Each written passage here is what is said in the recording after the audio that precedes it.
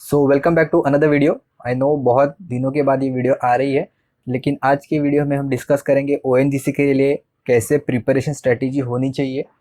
हम लोग हमारे पास जो टाइम है वो कैसे यूटिलाइज करेंगे, तो सारी चीज़ें हम लोग आज के लेक्चर में डिस्कस करेंगे। और आप यहाँ पे देख सकते हो पिकाचू जो स्टार्टिंग से बीएमसी जेई के प्लेलिस्ट देखे होंगे या फिर एकदम स्टार्टिंग से हमारे चैनल में जुड़े होंगे, उन लोगों को पता रहेगा कि पिकाचू मैं यूज़ करता था स्टार्टिंग की वीडियोज़ में, लेकिन अभी वो बहुत सारे दिनों के बाद ये वापस आ गया है। तो उसके साथ साथ हम लोग देखते हैं आज का प्रिपरेशन स्ट्रेटेजी क्या होगा। ओके, तो चलिए स्टार्ट करते हैं आज का video.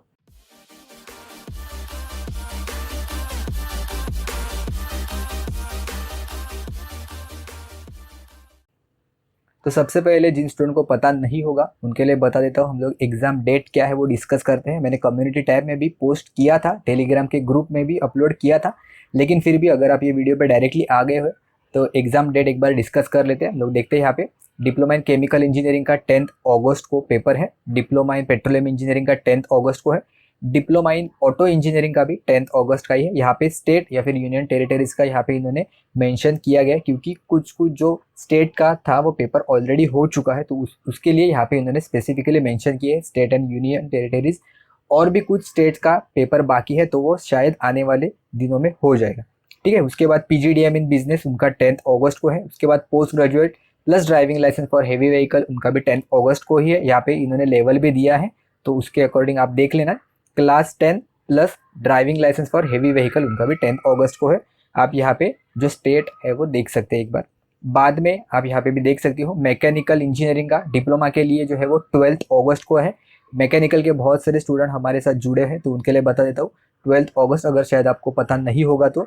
Diploma in civil engineering का भी 16 अगस्त को है। ओके, 16 अगस्त को है सिविल इंजीनियरिंग का। और इलेक्ट्रिकल इंजीनियरिंग का, हमारे जो चैनल में बहुत सारे इलेक्ट्रिकल इंजीनियरिंग के स्टूडेंट जुड़े हुए हैं, तो 16 अगस्त को इलेक्ट्रिकल इंजीनियरिंग का पेपर है।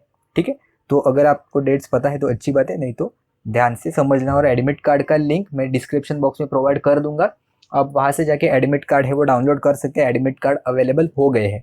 ओके, तो अभी हम लोग प्रिपरेशन स्ट्रेटेजी की तरफ चलते हैं, क्या होनी चाहिए। सबसे पहले एग्जाम पैटर्न हम लोग एक बार क्विक रिवीजन करते हैं।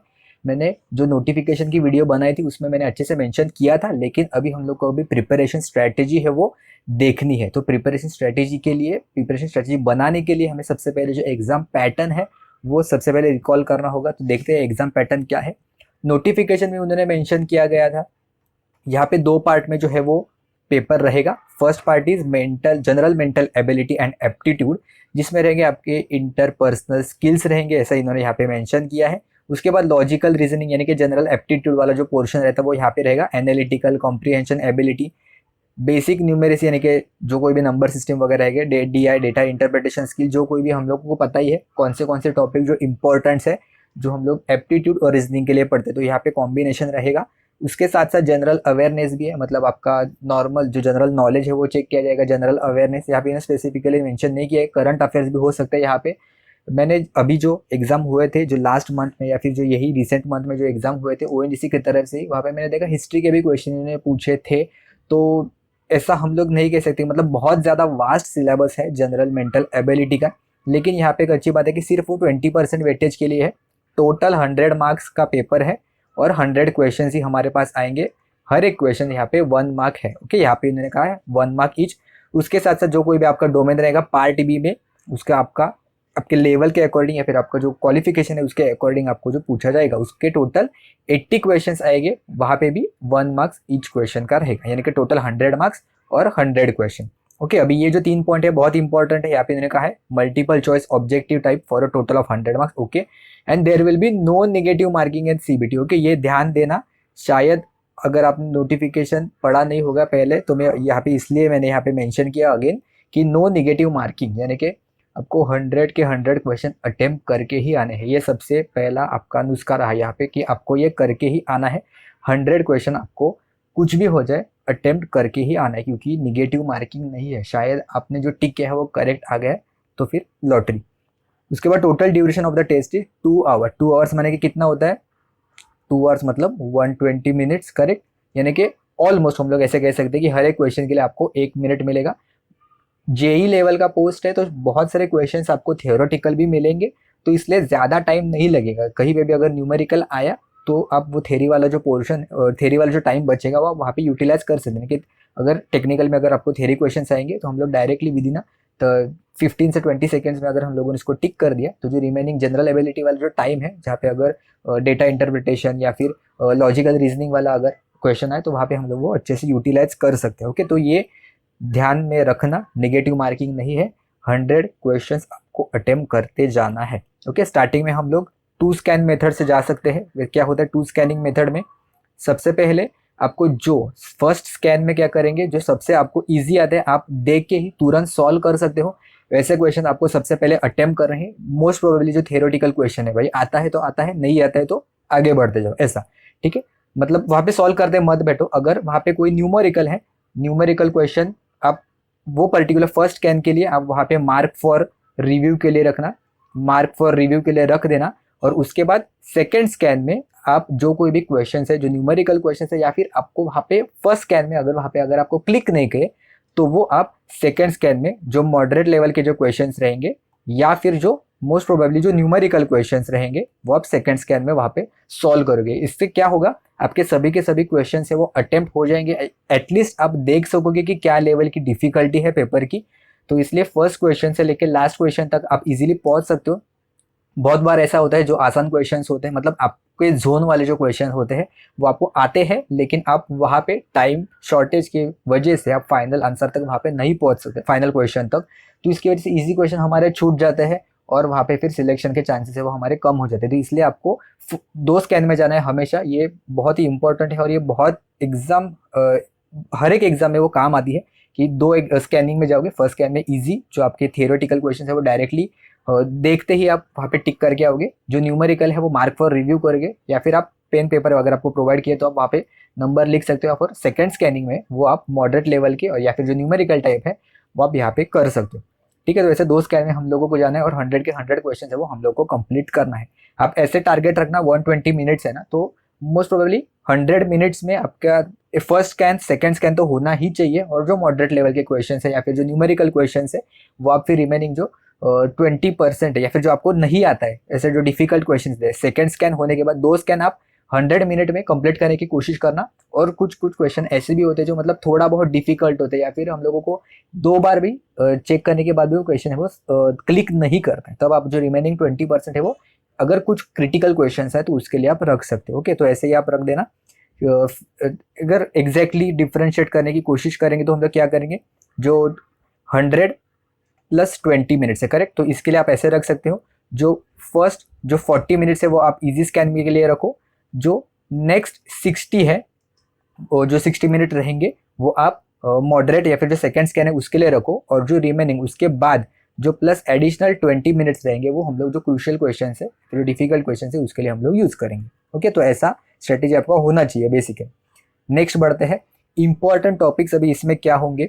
इन्होंने सिलेबस तो मेंशन किया है लेकिन सिलेबस बहुत भर भर के दिया था। हम लोग यहाँ पे इलेक्ट्रिकल का ही डिस्कस करेंगे, मैकेनिकल का अगर आपको चाहिए तो मैं टेलीग्राम के ग्रुप पे वहाँ पे पोस्ट कर दूंगा, आप वहाँ पे जाके देख सकते हो, या फिर आप ऑफिशियल साइट पे भी आपको इजीली मिल जाएगा, मैंने सिलेबस है वो अपलोड किया है।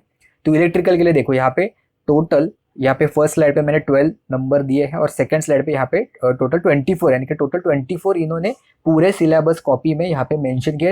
ये मेन टॉपिक्स है, इसके अंदर भी इन्होंने यहाँ पे आप देख सकते हो, देखो फर्स्ट टॉपिक के अंदर भी इन्होंने टोटल 5 यूनिट्स दिए है, सेकंड टॉपिक के अंदर भी यहाँ पे इन्होंने 5 यूनिट्स दिए है। ऐसा ये जो हेडिंग है ना, ऐसा ही टोटल 24 यूनिट्स है, 24 मेन टॉपिक्स है और उसके अंदर 5 या फिर 6 ऐसे सब यूनिट है, ऐसे इन्होंने मेंशन किया है। टोटल 23 पेज का इलेक्ट्रिकल का ही सिर्फ पीडीएफ है, तो आप देख सकते हो कि कितना इन डिटेल में यहाँ पे इन्होंने दिया है। तो हम लोगों को ऑब्वियसली ये सारी चीज़ें तो करनी नहीं है। आपको कितने क्वेश्चंस आएंगे, टोटल 80 क्वेश्चंस आएंगे, करेक्ट। तो इसमें सभी टॉपिक वो टच तो नहीं करेंगे, तो हम लोग क्या कर सकते हैं, अभी बहुत कम टाइम बचा है, तो इसमें जो सबसे मोस्ट प्रोबेबली आस्क जो क्वेश्चंस रहेंगे या फिर जिसमें आने के चांसेस बहुत ज़्यादा है वो हम लोग सबसे पहले देखने की कोशिश करेंगे। तो इसमें मोस्ट इंपॉर्टेंट इलेक्ट्रिक सर्किट तो ऑब्वियसली होगा ही, उसके बाद इलेक्ट्रिकल एंड इलेक्ट्रॉनिक मेजरमेंट जो मैं टिक कर रहा हूँ यहाँ पे वो आप सबसे टॉप प्रायोरिटी पर करोगे, और उसके बाद अगर जो टाइम बचा तो फिर आप रिमेनिंग सेकंड स्कैन पे आप मतलब सेकंडरी उस पर प्रायोरिटी आप उसको दे सकते हो। उसके बाद इलेक्ट्रिकल मोटर एंड ट्रांसफार्मर। यहाँ पे इलेक्ट्रिक मोटर्स में इन्होंने डीसी मोटर और डीसी जनरेटर के बारे में बात की है। एसी मोटर और एसी जनरेटर यहाँ पे इन्होंने 8 नंबर के पॉइंट पे दिया है, induction, synchronous and special electrical machine. ठीक है, उसके बाद फंडामेंटल ऑफ पावर इलेक्ट्रॉनिक्स, उसके बाद electric power transmission and distribution. जो मैं टिक कर रहा हूँ आप सबसे पहले करोगे और उसके बाद फिर आप रिमेनिंग जो टॉपिक्स है वो कवर करने के लिए जाओगे। माइक्रो कंट्रोलर एप्लीकेशन यूजुअली तो हम लोग नहीं पढ़ते हैं, लेकिन यहाँ पे शायद एक आध क्वेश्चन आ भी गया, क्योंकि हम लोग निगेटिव मार्किंग नहीं है तो वैसे भी हम लोग टिक करने तो वाले ही है, लेकिन हम लोग को श्योर शॉट अगर सिलेक्शन चाहिए तो ये जो कोर सब्जेक्ट है वो हम लोग सबसे पहले करने की कोशिश करेंगे। एनर्जी कंजर्वेशन एंड ऑडिट, उसके बाद बिल्डिंग इलेक्ट्रिफिकेशन, ये आप करके जाना। मतलब जो वायरिंग डिफरेंट टाइप के वायरिंग होते हैं, उसके लिए क्या क्या प्रिकॉशन रहते हैं, फिर केबल रिलेटेड हम लोगों ने बीएमसी जेई के प्लेलिस्ट में ऑलरेडी कवर किया है, तो वो आप वहाँ से देख सकते हो। तो ये जो टिक किए हुए टॉपिक है यहाँ पे आप करके जाओगे। सेकंड पेज पे इंडस्ट्रियल ऑटोमेशन एंड कंट्रोल की जरूरत नहीं है, इतना इंडस्ट्रियल ड्राइव्स की भी जरूरत नहीं है। कम्युनिकेशन टेक्नोलॉजीज बहुत EXTC वाला पोर्शन होता है, उसकी भी कोई ज़रूरत नहीं है। अगर पूछा तो हार्डली एक आध क्वेश्चन पूछा जाएगा, उससे ज़्यादा नहीं पूछेंगे। इलेक्ट्रिकल टेस्टिंग एंड कम्युनिकेशन की कमीशनिंग की ज़रूरत नहीं है। इलेक्ट्रिकल एस्टिमेशन एंड कॉन्ट्रैक्टिंग, हाँ ये एक बार कर लेना। इल्यूमिनेशन प्रैक्टिसेस, ये भी एक बार देख लेना। इल्यूमिनेशन से भी बहुत बार क्वेश्चन है वो पूछे जाते हैं। हम लोगों ने ऑलरेडी इल्यूमिनेशन पे एक 1 शॉट वीडियो है वो प्रोवाइड कर दिया है, बीएमसी जेई की प्लेलिस्ट में आपको मिल जाएगी। उसके साथ साथ क्वेश्चंस भी हम लोगों ने डिस्कस किए हैं और क्वेश्चन की भी प्रैक्टिस करते जाना। स्विच गियर प्रोटेक्शन बहुत इंपॉर्टेंट है। सोलर पावर टेक्नोलॉजीज उन्होंने बहुत इन डिटेल में सिलेबस दिया है, कोई ज़रूरत नहीं है। विंड पावर टेक्नोलॉजीज की भी इतनी ज़्यादा ज़रूरत नहीं है, सिर्फ पावर प्लांट है वो पढ़ के जाना। इलेक्ट्रिक व्हीकल्स भी इतना ज़्यादा नहीं पूछा जाएगा। इलेक्ट्रिक ट्रैक्शन, तो ये आप सबसे पहले ये प्रायोरिटी पे करके जाओगे, हाईएस्ट प्रायोरिटी पे, और उसके बाद अगर आपको टाइम मिला तो फिर आप बाकी के जो क्वेश्चन है वो कर सकते हो, बाकी के जो टॉपिक्स है वो कवर कर लेना। ठीक है, यहाँ पे वापस एक बार देख लेते हैं हम लोग। और उसके बाद जो इलेक्ट्रिक जनरेशन सिस्टम है कि यहाँ पे इन्होंने बेसिकली पावर प्लांट के बारे में बात की है, तो अब ये भी यहाँ पे टिक करना। ठीक है, तो ये जो टॉपिक मैंने मार्क किया है, मुझे लगता है कि यहाँ से क्वेश्चन वो ज़्यादा पूछे जाएंगे, रिमेनिंग टॉपिक से बहुत ही कम क्वेश्चन है वो पूछे जाएंगे। ओके, तो आई होप आपको ये क्लियर हो गया होगा। डिटेल सिलेबस मैं टेलीग्राम के ग्रुप पे पिन कर दूंगा मैसेजेस में, आप वहाँ पे जाके चेकआउट कर सकते हो, डाउनलोड कर सकते हो। अगर नहीं मिला तो मुझे टेलीग्राम पे मैसेज कर देना पर्सनली। नॉन टेक्निकल का लेवल क्या रहेगा? नॉन टेक्निकल इतना हार्ड नहीं आएगा, मैंने देखा था वो रीजनिंग और जो एप्टीट्यूड वाला पोर्शन है वो आप इजी से मॉडरेट पे बीच में आप अज्यूम कर सकते हो, इजी से लेके मॉडरेट। ओके, इजी से लेके मॉडरेट में जो आपको जनरल अवेयरनेस और करंट अफेयर वाला जो टॉपिक रहेगा वो शायद से कुछ स्टूडेंट को डिफिकल्ट जाएगा, क्योंकि उतना हम लोगों को टॉपिक टच में नहीं रहते जनरल अवेयरनेस के रिलेटेड, तो वो शायद आपको टफ हो सकता है। लेकिन जो एप्टीट्यूड और रीजनिंग वाला पोर्शन आएगा वो इजी से मॉडरेट के बीच में आएगा। हम लोगों को पता ही है कौन से इंपॉर्टेंट टॉपिक्स होते हैं, तो वो आप करके जाए, जो मैक्सिमम प्रोबेबली क्वेश्चन पूछे जाते हैं। ओके, नेक्स्ट टॉपिक देखते हैं, what is a safe score. देखो, सबसे पहले 100 मार्क्स का टोटल पेपर आने वाला है, उसके ऊपर निगेटिव मार्किंग यहाँ पे नहीं है। निगेटिव मार्किंग यहाँ पे इन्होंने नहीं की है, मतलब मैक्सिमम स्टूडेंट 100 क्वेश्चंस अटेम्प्ट करने की कोशिश करेंगे, करेक्ट। और उससे भी अगर आपका जिन स्टूडेंट का प्रिपरेशन अच्छा हो गया होगा तो उनको ऑब्वियसली बहुत अच्छा स्कोर आएगा। तो अगर आपको सिलेक्शन चाहिए तो आपको 80 से 85 प्लस आपको यहाँ पे स्कोर करना ही पड़ेगा, तभी आपका इजीली सिलेक्शन हो जाएगा। मैं इलेक्ट्रिकल के बारे में अगर कहूँगा तो देखो, यहाँ पे इलेक्ट्रिकल के लिए आपको इलेक्ट्रिकल सुपरवाइजर का लाइसेंस है वो चाहिए होगा, उन्होंने मेंशन किया था। तो मुझे लगता है बहुत कम स्टूडेंट ने यहाँ पे एप्लीकेशन फॉर्म है वो फिल किया होगा, तो इसलिए शायद इलेक्ट्रिकल का कट ऑफ थोड़ा कम लगेगा, लेकिन मैकेनिकल का, केमिकल का, सिविल का कट ऑफ ज़्यादा ही लगने वाला है। ठीक है, नेक्स्ट टॉपिक देखते हैं क्या रहेगा। तो ये रहेगा आपका सेफ स्कोर, और जैसे मैंने कहा था अगर आपको कॉम्पिटिशन में टिके रहना है तो आपको 100 क्वेश्चन है वो सभी के सभी अटेम्प्ट करके आने हैं। नेक्स्ट टॉपिक देखते हैं, हाउ टू मैनेज टाइम। अभी हमारे पास जो 5 से 6 दिन बचे हैं, या फिर इलेक्ट्रिकल के लिए अगर मैं कहूँ तो ऑलमोस्ट 8 से 9 डेज हमारे पास अभी बचे हैं, तो इसको हम लोग यूटिलाइज कैसे करेंगे। टोटल 100 मार्क्स है, उसमें से जो 20 मार्क्स जो आएंगे वो नॉन टेक से आएंगे, और जो रिमेनिंग जो 80 मार्क्स का जो पेपर है वो टेक्निकल से आएगा। ओके, तो जैसे इन्होंने मार्क्स डिस्ट्रीब्यूशन किया है ऑब्वियसली हम लोग उसी के अकॉर्डिंग जाएंगे। यानी कि अगर आप 10 आवर्स डेली का अभी पढ़ने वाले हो, अभी टाइम बहुत कम बचा तो आपको डेली आवर्स बढ़ाना ही पड़ेगा, तो अगर आप 10 आवर्स पढ़ रहे हो तो मैं भी इसी के अकॉर्डिंग सजेस्ट करूंगा जो 20% टाइम है, यानी कि जो 2 घंटा है वो आप दोगे नॉन टेक्निकल को, और जो रिमेनिंग जो 8 आवर्स वाला जो पोर्शन रहेगा वो आप दोगे टेक्निकल को, क्योंकि उन्होंने उसी के अकॉर्डिंग वेटेज दिया है ना। नॉन टेक्निकल के लिए इन्होंने वैसे भी 20% ही वेटेज दिया है और टेक्निकल के लिए 80% वेटेज है, तो हम लोग टाइम भी ऐसे ही यूटिलाइज करेंगे, उसमें ज़्यादा सोचने की वाली बात कोई है नहीं। 10 के जगह पे अगर आप 5 घंटे पढ़ो तो वैसे ही 1 घंटा आप नॉन टेक्निकल के लिए दोगे और जो रिमेनिंग जो 4 आवर्स रहेंगे वो आप टेक्निकल के लिए दोगे। उसके बहुत कॉम्प्लिकेटेड कुछ बताया नहीं है, जो कोई भी है हम लोग सिर्फ उसको सिंप्लीफाई करने की कोशिश करेंगे। और देखो नॉन टेक्निकल आप जनरल अवेयरनेस ऐप और जो करंट अफेयर्स वाला जो पोर्शन रहेगा उसमें आप कितना भी पढ़ोगे उतना कम ही लगेगा, क्योंकि क्वेश्चन है वो लिटरली कुछ भी पूछे जा सकते हैं। लेकिन टेक्निकल को हमारा आइडिया होता है, हम लोग कंसेप्ट भूल भी गए फिर भी हम लोग वहाँ पे कुछ ना कुछ यूनिट के हेल्प से या फिर कुछ कंसेप्ट के हेल्प के दूसरे क्वेश्चन के हेल्प से भी कभी कभी हम लोगों को क्लिक कर जाता है, तो उसके अकॉर्डिंग हम लोग इजीली समझ सकते हैं। और बहुत हम लोगों ने इतने सालों से पढ़ा है ऑब्वियसली जो टेक्निकल वाला पोर्शन है, तो हम लोग वहाँ पे स्कोर करने के चांसेस ज़्यादा है। और ऑब्वियसली 80% वहाँ पे वेटेज दिया है, तो हम लोग वहाँ पे ज़्यादा ही स्कोर करने वाले हैं, करेक्ट। तो इसके मैं तो सजेस्ट करूँगा आप ऐसे ही करो। अगर आपने इससे बढ़िया स्ट्रेटेजी कोई बनाई है तो आप वो ज़रूर से फॉलो करना, कोई बात नहीं। आखिर में फाइनल सिलेक्शन होना ही बहुत इंपॉर्टेंट है। उसके बाद है प्रीवियस ईयर क्वेश्चंस, अगर हमें चाहिए तो हम लोग कैसे मिल सकते हैं, हम लोग कैसे सॉल्व कर सकते हैं। तो 2014 का पेपर और 2019 का पेपर हम लोगों ने ऑलरेडी हमारे चैनल पे डिस्कस किया है। इलेक्ट्रिकल का मैंने खुद लिया है 2019 का पेपर 2 पार्ट में। वीडियो की जो लिंक है वो आपको नीचे डिस्क्रिप्शन बॉक्स में या फिर ऊपर आई बटन पर मैं प्रोवाइड कर दूंगा, आप वहाँ से जाके चेकआउट कर सकते हो। 2014 का पेपर मैं अभी रिसेंटली 1 से 2 दिन में अपलोड कर दूंगा, आप वहाँ पे जाके चेकआउट कर सकते हो। तो इसलिए चैनल को अभी सब्सक्राइब कर देना, ताकि जो नए वीडियोज़ में अपलोड करूँगा तो आपको वो इजीली मिल जाएंगे। बहुत अच्छा रिस्पांस आया है स्टूडेंट की तरफ से, आप ज़रूर से जाके चेकआउट करना ये वीडियोज़ है वो इलेक्ट्रिकल के। सिमिलरली मैकेनिकल के लिए भी हम लोगों ने ऑलरेडी वीडियोस बनाए हैं, सौरभ सर ने वीडियो अपलोड कर किए हैं वहाँ पे। 2014 एंड 2019 दोनों पेपर उन्होंने अच्छे से डिस्कस किए हैं। टोटल जो 80 टेक्निकल क्वेश्चन है दोनों पेपर के, उन्होंने इन डिटेल में वहाँ पे मेंशन किया है, सारी चीज़ें अच्छे से डिस्कस की है। अगर आपको समझ में नहीं आ रहा है तो आप हमारे टेलीग्राम के ग्रुप पे वहाँ पे पोस्ट कर सकते हो या फिर कमेंट में भी हमें पूछ सकते हो कुछ, अगर आपका डाउट है तो। ओके, इलेक्ट्रिकल का 2014 का पेपर बहुत जल्द आ जाएगा। उसके बाद अभी डाउट सॉल्विंग, अगर आपको फिर भी कुछ, आप खुद से पढ़ रहे हो, अगर आपको फिर भी कुछ डाउट आ रहा है, अगर आपको समझ में नहीं आ रहा है तो आप हमारे टेलीग्राम का ग्रुप है वो ज्वाइन कर सकते हैं। जैसे मैंने अभी कहा था, लिंक नीचे डिस्क्रिप्शन बॉक्स में आपको मिल जाएगी। बहुत सारे स्टूडेंट है वो बहुत एक्टिवली वहाँ पे पोस्ट करते हैं, उनके कुछ डाउट है वो या फिर क्विजेस भी वो खुद से अपलोड करते हैं।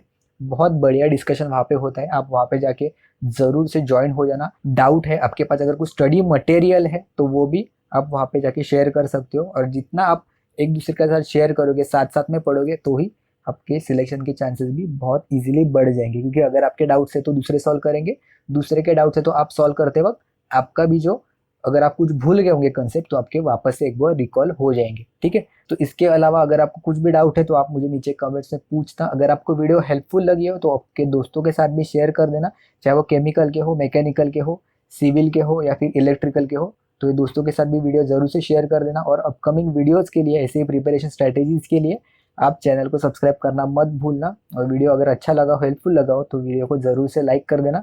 तो चलिए अब हम मिलते हैं नेक्स्ट वीडियो में, जहाँ पे हम लोग डिस्कस करेंगे इलेक्ट्रिकल का 2014 पेपर ऑफ ONGC एग्ज़ाम।